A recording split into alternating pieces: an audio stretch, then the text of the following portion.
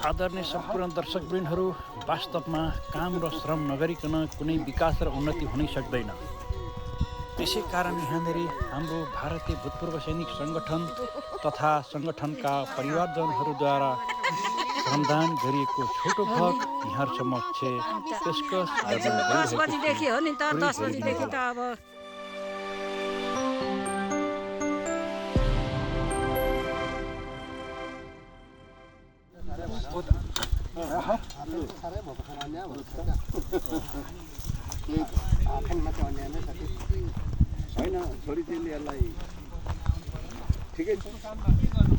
यहाँहरूले हौसला मनोबल दिएको हो दाजु अन्यथा नसोच्नु होला है अन्यथा सोच्नु भयो भने त तपाईको विचार हो परिवारजनहरू भएर यसरी श्रमदान गर्ने कार्यक्रम भइरहेको छ। यसमा अग्रज व्यक्तित्वहरू, दिदीहरू, बहिनीहरू मिलेर सामूहिक तरिकाले जनश्रम मार्फत सैनिक सङ्गठनको लागि नगरपालिकाद्वारा प्राप्त भएको जमिनलाई धारघेरा गर्ने कार्यक्रम यहाँनिर भइरहेको छ।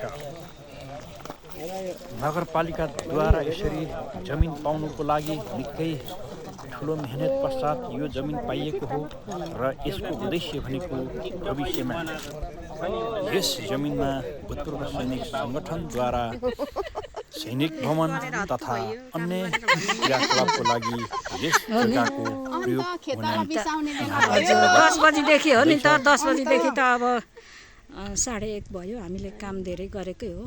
हाम्रो छोरी मान्छेको जति काम सकियो होइन। यसो पानी बाँड्ने यसरी त्यही भएर अनि उहाँ दाजुभाइहरूले गर्दै हुनुहुन्छ नि त पालो गर्नुपर्छ। आफ्नो आफ्नो डिपार्टमेन्ट होइन सबैभन्दा ठुलो सहभागिता होइन तपाईँ हामीले गर्दैछौँ त गरेकै हो दिदी बहिनी पनि उहाँहरूमा अन्तिम रौनकता रहेको हामी देख्न सक्छौँ। मलाई चाहिँ सबैले गरेकै हो काम गरेकै हो। अब हाम्रो यो संस्थाको होइन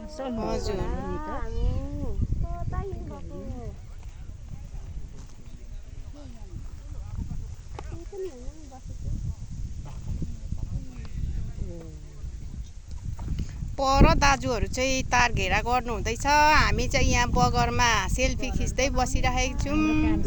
हाम्रो काम सकेर अब एकछिनमा खाजा पानी दिने काम चाहिँ हाम्रो हुन्छ।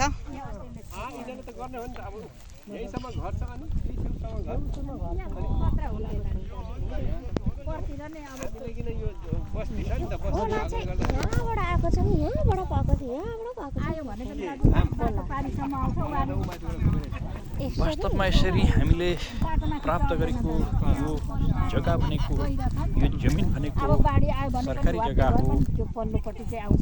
सरकारी जग्गा भनेको अलिकति सहरदेखि अलिकति बस्तीहरूबाट अलिक टाढै हुने गर्दछन् र पनि यो हाम्रो लागि यो जग्गा पाउनु हाम्रो लागि गौरवको कुरा रहेको छ।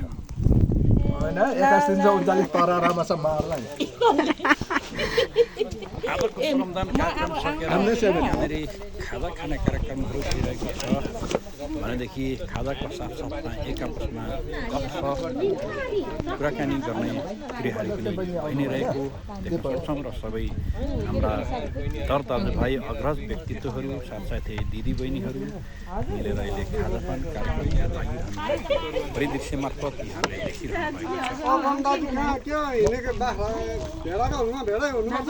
छ।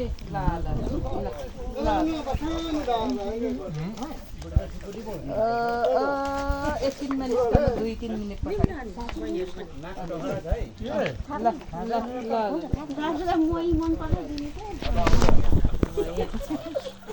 मैले मै पाइहालेको थाहा नपाइकन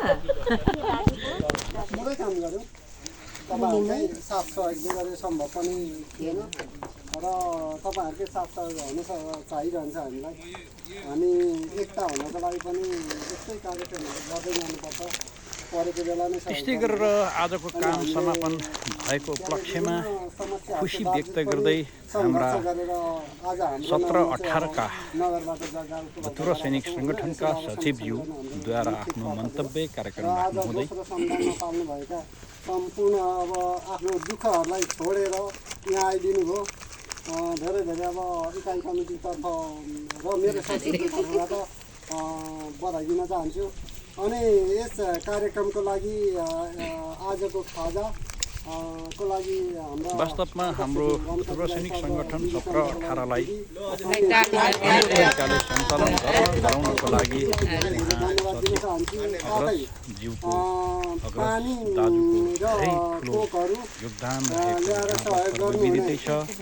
यसर्थ हामी उत्तर सैनिक जीवन सुरु गर्दै गर्दाखेरि पनि यसरी सङ्गठित भएर एकीकृत भएर लाग्नु अत्यन्तै राम्रो र सराहनीय काम हुने गर्दछन्, जसले गर्दाखेरि एक आपसको मेलमिलाप, एक आपसको चिन्जान र एक आपसमा सहयोगको भावनाले ओतप्रोत भइकन समाजमा सोसाइटीमा राम्रो प्रकारको प्रभाव हुने गर्दछन्। यसलाई हामीले नकार्न सकिन्न। उहाँहरूलाई धेरै धेरै धन्यवाद। साथै अब आज आउँदो कार्यक्रमको लागि हाम्रो अध्यक्षज्यूबाट केही कुराहरू भन्नुहुन्छ होला, सायद सुझावहरू पनि लिनुहुन्छ होला। गेट कहाँ राख्ने अनि बोर्ड कत्रो बनाउने भनेर तपाईँहरूले कत्रो चाहिँ हुन्छ अलिकति सुझाव दिनु होला। अब फेरि अब हामीले फोन गरिरहन्छ, भेट गर्नु पनि असम्भव हुन्छ।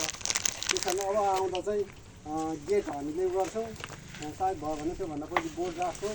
अनि यहाँनिर अलिकति त्यहाँनिर सामानहरू यो जग्गा ओगटेको छ, त्यो जग्गा काटेको छ तारहरू, त्यो काटेकोमा तारहरू हाम्रो शङ्कर नम्बर र नारायण सरसँग सल्लाह गरेर कति तार ल्याउनु पर्ने थप्ने त्यो एकैचोटि एस्टिमेट गरेर आउँछौँ।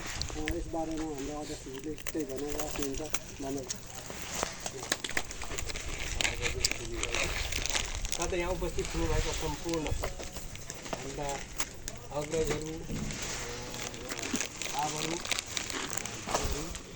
दिदीबहिनीहरू सम्पूर्णमा हाम्रा 17-18 भूतपूर्व सैनिक सङ्गठनका सचिवज्यूद्वारा मन्तव्य कार्यक्रम सकिसक्नु भएको छ भनेदेखि यस्तै गरेर अब हाम्रो 17-18 सैनिक सङ्गठनका अध्यक्षज्यू हाम्रा स्टाफद्वारा आफ्नो मन्तव्य कार्यक्रम अर्थात् धन्यवाद उहाँले ज्ञापन गरिरहनु भएको छ। आजको काम, आजको श्रमदान सबैजनाले सहयोग गर्नुभएको, सबैजना मिलेर काम गरेको उपलक्ष्यमा उहाँले सबैप्रति धन्यवाद तथा आभार प्रकट गरिरहनु भएको मन्तव्य मार्फत यहाँहरूले सुनिरहनु भएको छ।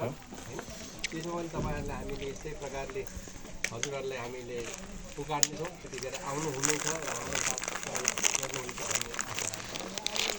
अब रहेको छ उहाँले अब सचिवज्यूले भनिहाल्नुभयो, फेरि पनि अब यो के भन्न चाह्यो भने यहाँनिर गेट एउटा राख्नुपर्छ। किन भनेपछि हामीलाई यो जेसिबीहरू यताउति लाउनु पऱ्यो, यो प्लेन गर्नु पऱ्यो, त्यसको लागि गेट चाहियो। त्यो गेट कहाँनिर राख्ने हजुरहरूको ऊ चाहियो होइन, राय सल्लाह। प्लस अब हामीले यहाँनिर अब एउटा बोर्ड बनाउने हाम्रो भूतपूर्व सैनिकको यहाँनिर कति बाई कतिको बनाऊ भन्ने चिज त्योहरू पनि तपाईँहरूबाट पनि सुन्न चाहने, साथै तपाईँ हामीले नै आज भनेर त्यो अनुसारको बनाऊ भन्ने पनि मेरो छ।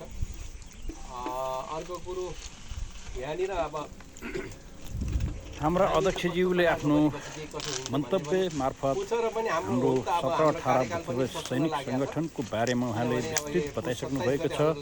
अब हाम्रो 17-18 को सैनिक सङ्गठनको कार्यावधि यही फागुन पहिलो हप्तासम्म भएको कारणले गर्दाखेरि पुस अन्तिममा साधारण सभा तथा अधिवेशन गर्ने उहाँले जानकारी दिइसक्नु भएको छ। यसै जानकारीको साथसाथ आजको यो श्रमदान अभियानको छोटो भ्लगमा यति नै। अन्य भ्लगहरूमा रमाइलो भेटघाट गरौँला र यो भ्लग पुरै हेरिदिनु भएकोमा यहाँहरू सम्पूर्णलाई धेरै धेरै धन्यवाद ज्ञापन गर्दै बाई बाई, नमस्ते।